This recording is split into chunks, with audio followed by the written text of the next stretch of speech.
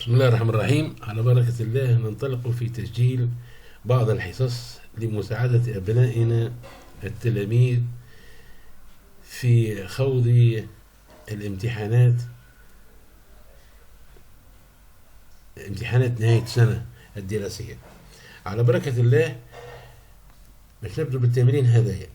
Calculant la limite leur sexton-Berger-Plus de l'expression 1 sur ln de x plus x.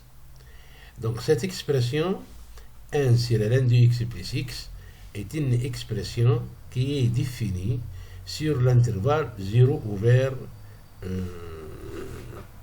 0,1 par exemple, ou bien 0,1 ouvert union 1 plus l'infini, parce que ln de x, ln de 1 est égal à 0.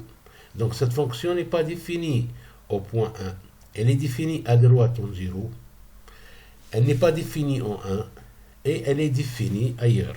C'est-à-dire, elle est définie sur l'intervalle ouvert 0,1 ouvert, union l'intervalle 1 plus l'infini ouvert.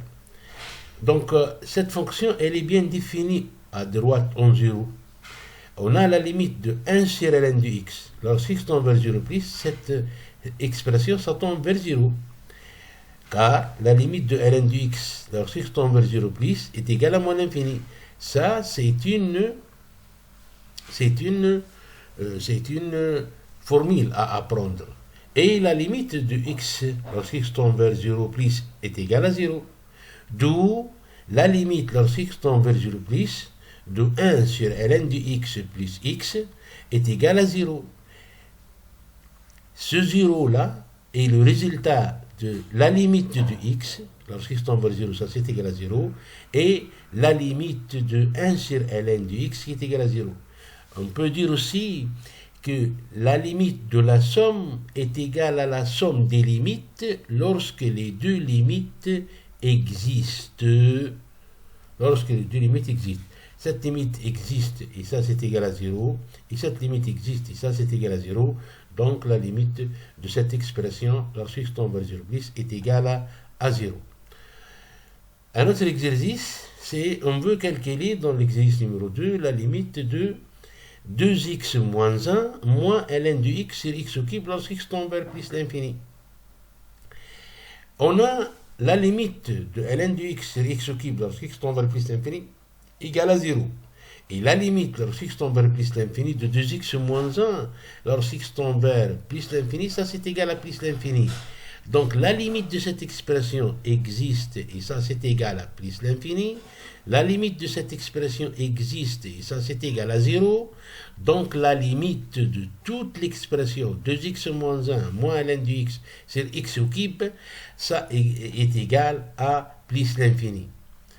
Un autre exemple, on veut calculer la limite lorsqu'x tend vers 0 plus de ln de 1 plus x sur 4x lorsqu'x tend vers 0 plus. Donc tout d'abord ici, on a la limite de ln de 1 plus x sur 4x lorsqu'x tend vers 0. Ça c'est égal la limite de 1 sur 4 ln de 1 plus x sur x lorsqu'x tend vers 0 plus. Cette expression est une formule à apprendre. Et la limite de cette expression, ça c'est égal la limite de ln de 1 plus x sur x lorsqu'x tend vers 0, ça c'est égal à 1.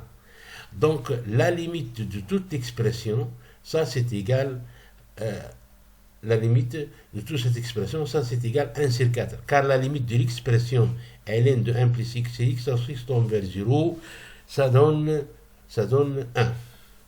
Autrement dit, c'est le nombre dérivé de la fonction ln en 1.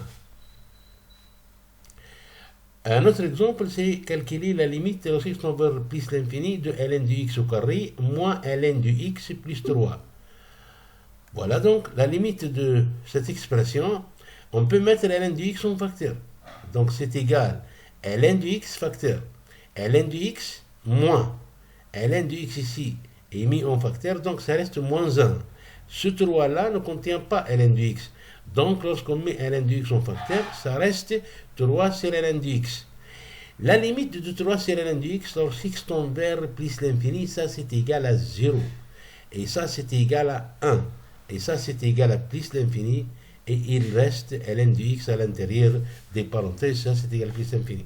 Donc les limites de toute expression, ça c'est égal à plus l'infini. Ici, on a une autre méthode, c'est qu'on peut poser ici, par exemple, t est égal à ln de x. On peut prendre t égal à ln de x.